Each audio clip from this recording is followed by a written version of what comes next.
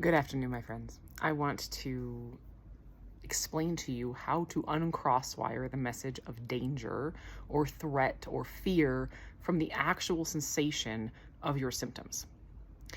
So, a couple things to keep in mind here. All symptoms have a sensation, a somatic or physical sensation that come with them, even if that is a mental or psychological symptom like anxiety or depression or any kind of thing like that, or whether it's something like pain, chronic pain, or an itching sensation, or a creepy crawly sensation, or whatever, whatever the sensation of bloating, like whatever the sensation is, pressure, etc., tingling, numbness, whatever it is. There's a sensation that comes with all of our symptoms. And part of what is perpetuating them is that we have the sensation of the symptom, but with it is coming a message that symptom means that your life is in imminent danger. And that is what we're crosswiring. And that is what it means that neurons that fire together, wire together, is that we have the actual sensation, we've got that neuron firing, but it's coming alongside of a message that if this is happening, you are in danger right now.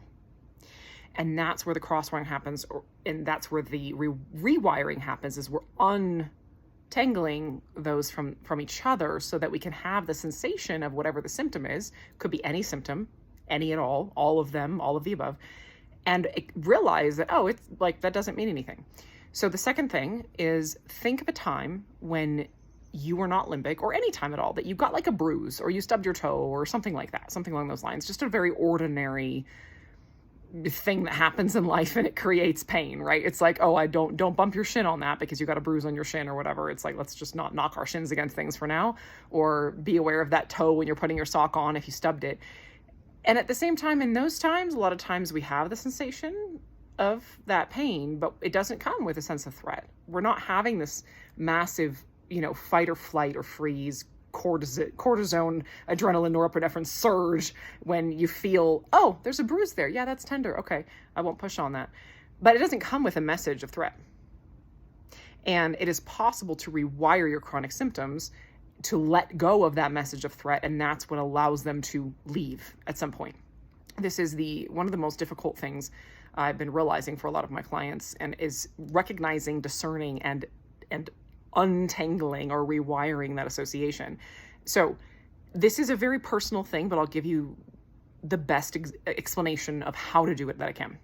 So in the moment when you notice the sensation, it could be, again, something from your gut, something in your hands, feet, face, chest, anywhere, any sensation, be present when it's happening and notice as much as you can, get into your body and notice that there is the sensation itself. And separate from that, there's this very big feeling that you are in imminent danger. It's doom, it's anxiety, it's fear, it's despair, it's whatever that crosswired message is. It could be, this symptom means that you're never going to recover. This symptom means that you are too different to ever be loved. This symptom means that all the work that you've done has gone to nothing. Those are the kinds of messages or stories that can come along with those sensations. And the key is to slow down enough to recognize the difference between the actual sensation itself and the story and the feeling of threat that are coming with it. And ask yourself, am I willing to keep believing this message of threat?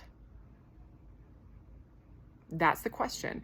Do I really believe that believing that this experience is innately dangerous to me? Is that working? Has that been going on? Look at the science of neuroplasticity, that when we're in chronic fight, flight, and freeze, and that stress response all the time, that's itself what generates the symptoms, because none of our body systems can operate optimally in fight, flight, and freeze. So that's the science. And it's up to you to make a personal choice as to whether you're going to believe that you're in danger when you're having this. The other thing I like to bring into the picture, is that most people have been having these symptoms for months, years, or decades. To put it bluntly, they haven't killed you yet. Having that experience, you've had it every day, you've survived, you had 100% success rate of surviving that experience.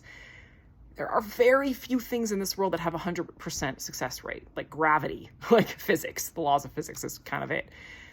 Statistically, other things are not 100%. So that's something that can remind you, yes, it may have, because of the stress chemistry, your symptoms may have snowballed and intensified. You may have less function, but it's not dangerous to have that experience in and of itself in that moment when it's happening. It doesn't mean that you're in imminent danger. You're not being hunted by a mountain lion. So that's your task, is to slow down and recognize that and decide what you're going to believe instead. Oh, that's a false message. And that's what the false message means. It's the message of danger, not the fact. We're not saying that you're not having this experience of the symptom. What we, meaning me and everyone who teaches neuroplasticity, are saying is that the message that you're in imminent danger, that's the false message. And when you uncrosswire that and you take away this fire hose of stress chemistry that's being created by believing that it's actually dangerous to have this experience, that's what allows the stress switch to turn off, so we can get back into rest and digest, and your body can actually organically heal itself. And that is the premise of neuroplasticity. So that is the choice that you have to make, and that is how you can make it. I love you guys.